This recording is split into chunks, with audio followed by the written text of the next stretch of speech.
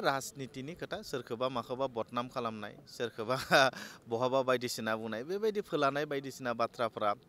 Social मिडियाफोराव दिनै नङैखौ नंगौ नंगौखौ नङै बेबायदि होनाय बाथ्राफोरा सोलिबाय थादों गतिके बेफोरो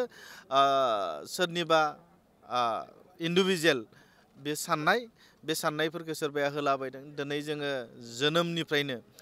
UPPL जोनोम जानायनिफ्रायनो जोङो बेहाय फार्स्ट बेस्ट UPPLनि आरो UPPLनि फार्स्ट बेस्ट हिसाबै जोङो सरकार बानायग्रा जोङो फार्स्ट बेस्ट गतिके बिनि UPPLखौ जोङो जोथोन लानाय UPPL न'खरनि गासै जों फेमिलिखौ जोङो नायनांगौनि जोंहा बाथ्रा दङ गतिके जोंनि उनावहा जोंहा गोबां फल'वार दङ दा दिनै गोबां फल'वार दङ बै फल'वारफोरखौ जों माबायदि बोरै जोङो बेबस्था खालामना होनो हायो बिनिसो जों सिन्था खालामबाय थादों गतिके बेफोरबायदिया जों एसेबां बेफोरखौ जोङो इम्पर्टेन्ट होआ दिनै बेफोरबायदि सोलिबाय थागोन खिन्थु फैबाय थानाय समाव नेक्स्ट 2025आव जे UPPLनि सरकार जागोन मानिजाथाव जोंनि चिफ प्रमद बर'आनो जे आरोबाव खनसे सिट जाफिनगोन बियो रोखा फरायसाफोरनि थाखाय मोनसे फोसावथाय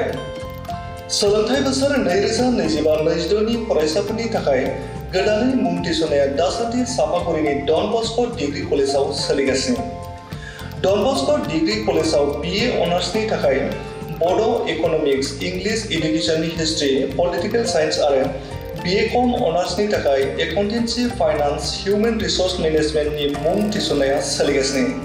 बे कलेजाव रोंगौथि गोनां फोरोंगिरिनि फोरोंथाय होनाय फरायसुला फरायसुलिफोरनि थाखाय आलादा हस्टेलनि खाबुबो दं लोगोसेनो जानो हाथाव फरायसाफोरनि थाखाय स्कलारशिपनि खाबुबो होनाय जादों जुदि गोसो गोनां फरायसाफ्रा सापागुरिनि डन बस्क' डिग्री कलेजाव गोदानै मुं थिसनोब्ला नैबे मबाइल नाम्बार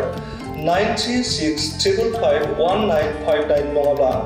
7086117662 आव थोंजोङै फोनांजाब खालामनो हागोन।